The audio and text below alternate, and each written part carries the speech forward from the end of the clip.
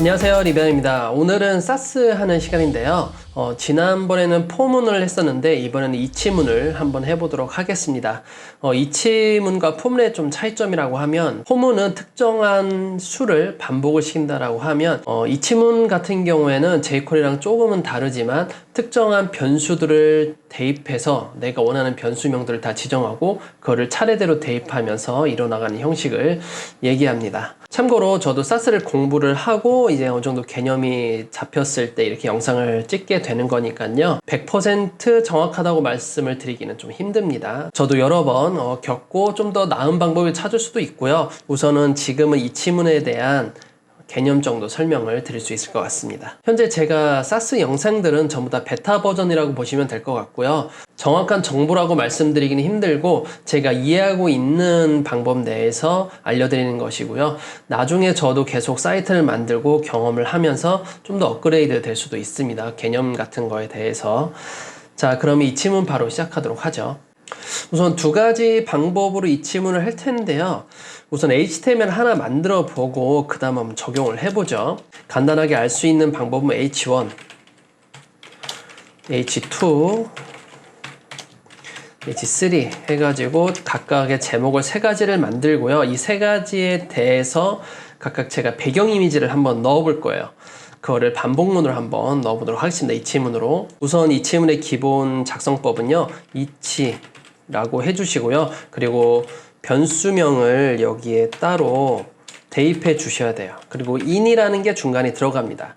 그 다음에 여기에 변수 값들이 하나하나 넣게 되거든요. 우선 제가 본 이미지를 한번 예를 들어서 해볼게요. 제가 준비한 이미지는 지금 book.gif, font.gif, zoom.gif 세 가지 각각 다른 이름을 가지고 있는 이미지를 좀 준비를 했어요. 이걸 가지고 한번 해보겠습니다. 우선 이 각각의 이름을 변수명으로 넣어볼게요.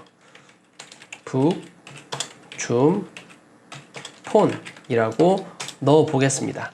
이게 현재 이치문에 대한 준비 과정입니다. 그래서 변수명, 원하는 변수명 하나 넣으시고요. 변수명이 달러로 시작을 하죠. 그리고 in이라는 것을 넣게 되면 이 변수를 순서대로 대입시켜 줄 수가 있어요. 이치문 자체에서. 그러면 첫 번째는 book, 두 번째는 zoom, 세 번째는 폰으로 각각 연결이 되는 것이죠. 자, 그 다음에 이 H1부터 H3까지 각각 아이콘을 넣을 텐데 아이콘에 대한 클래스명도 한번 넣어 볼게요. ICO 언더바 북이라고 하겠습니다. 그리고 그 다음 전부 다 각각 이름을 달리 한번 해볼게요. 줌, 그리고 폰이라고 만들어 보도록 하겠습니다. 자, 이 상태에서 이미지를 대입을 해야 되는데 클래스 ICO 언더바 변수명을 들어가게 되는 거예요. 근데 변수명 이렇게 넣으면 안 되죠. 문자 보관이라는 거 우리는 배웠었어요. 문자 보관으로 변수명을 이렇게 대입을 합니다. 바로 그냥 달러 표시하고 변수 불러드리면 전혀 되지가 않습니다. 오류가 생깁니다. 변수명을 넣은 다음에 이제는 이곳에다가 배경 이미지를 한번 넣어 볼 거예요. 백그라운드 URL 해놓고 이미지스 폴더에 제가 넣어놨거든요. 그리고 이곳에다가 다시 문자 보관으로 넣습니다. 변수명을.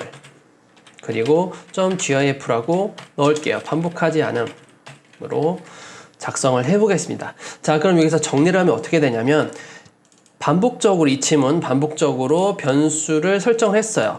북이라는 거, 줌이라는 거, 폰이라는 거 차례대로 대입이 될 거고요.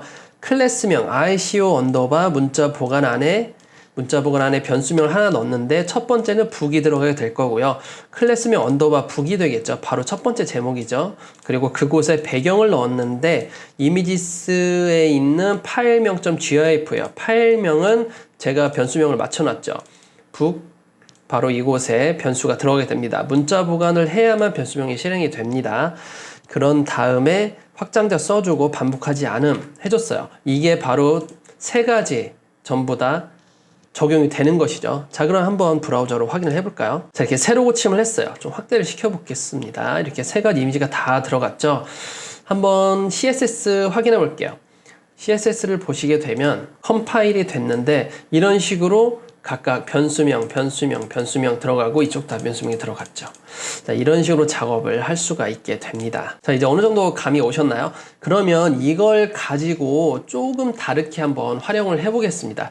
좀 약간 업그레이드 버전인데 지금 이 제목들이 글씨 크기가 다 다를 거란 말이죠. 우리가 실제로 사이트를 작업하면 그 폰트 크기를 각각 대입을 할 수도 있어요. 우선은 변수를 하나 적용을 해보도록 하겠습니다. 자, 우선 변수명을 헤딩이라고 해볼게요. 그리고 콜론해서 가로로 한 다음에 이 안에다가 각각 배열 변수처럼 넣어둘 수가 있거든요. H1 요소는 30픽셀 쉼표, H2 요소는 20픽셀 쉼표, H3 요소는 15픽셀로 해서 이렇게 제공을 할 수가 있습니다. 각각의 이 숫자들을 대입시켜 줄 수도 있어요. 변수 안에 변수를 또 넣어줄 수가 있습니다. 한번 볼까요? 우선 반복문 똑같이 들어가게 됐고요. 좀 엔터 좀 치겠습니다. 자, 이곳에 이치 넣게 되고요. 자, 이치 다음에 이제 어떤 걸 넣게 될 거냐면 이 앞에 있는 것과 뒤에 있는 것 각각 불러드리게 될 거예요.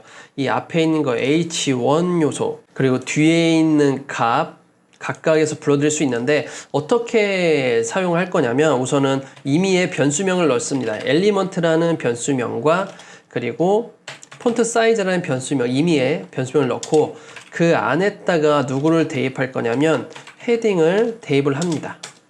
이렇게 작성할 수가 있는데 이 헤딩이라는 변수명 안에 선택자와 그리고 값을 같이 넣어주는 거예요. H1은 엘리먼트 변수명이 되고 폰트 사이즈는 FS라는 폰트 사이즈 변수명으로 각각 실리게 돼요. 그러니까 앞에는 선택자, 뒤에는 값으로 각각 넣어줄 수가 있는 것이죠. 자, 그러면 이걸 가지고 폰트 사이즈를 넣을 텐데 우선은 요소 선택자로 각각 넣어 볼게요. 문자 보관으로 해주셔야 되고요. 엘리먼트 라고 넣게 됩니다. 자, 이게 선택자가 된 겁니다. 지금 이 엘리먼트라는 변수명은 이 H1을 얘기하는 거고요. 이 치문을 했기 때문에 각각 H1, 그 다음에 H2, 그 다음에 H3 각각 대입이 되는 거예요. 자, 그 다음에 여기에서 폰트 사이즈를 넣는데 여기에 FS를 넣어주시면 됩니다. 그러면 어떻게 되느냐? H1이 이쪽으로 대입이 되고 30픽셀이 FS에 대입이 되고 그 다음에 각각 타고 들어가서 H1의 폰트 사이즈는 30, H2의 폰트 사이즈 20 이런 식으로 전부 다 넣어줄 수가 있어요. 자, 이렇게 된다라고 하면 우리가 나중에 수정할 거는 이 반복문을 수정하는 것이 아니라 나중에 변수를 수정하게 되면 계속 추가가 돼서 반복적으로 다 넣어줄 수가 있는 것이죠. 자, 이거를 한번 브라우저로 확인을 해보겠습니다. 네, 지금 잘 들어갔고요. 한번 볼까요? 소스를 보게 되면 지금 H1, H2, H3 각각 선택자와 값들이 정상적으로 다 들어갔죠. 자, 이외에도 이 치문을 활용해서 더 많은 것들이 있지만 그거는 저도 좀 더 공부를 해야 될 것 같고 어떻게 하면 좀 더 실무에 많이 적용할 수 있을지는 좀 연구를 해봐야 될 것 같습니다. 이런 기본적인 걸 다 알려드리고 나중에는 SaaS 전용 프로젝트를 하나 만들어 볼 예정이니까요. 그때까지 차근차근 함께 공부를 하면서 알아보도록 하죠. 자, 그러면 오늘은 여기까지 하도록 하겠습니다. 감사합니다.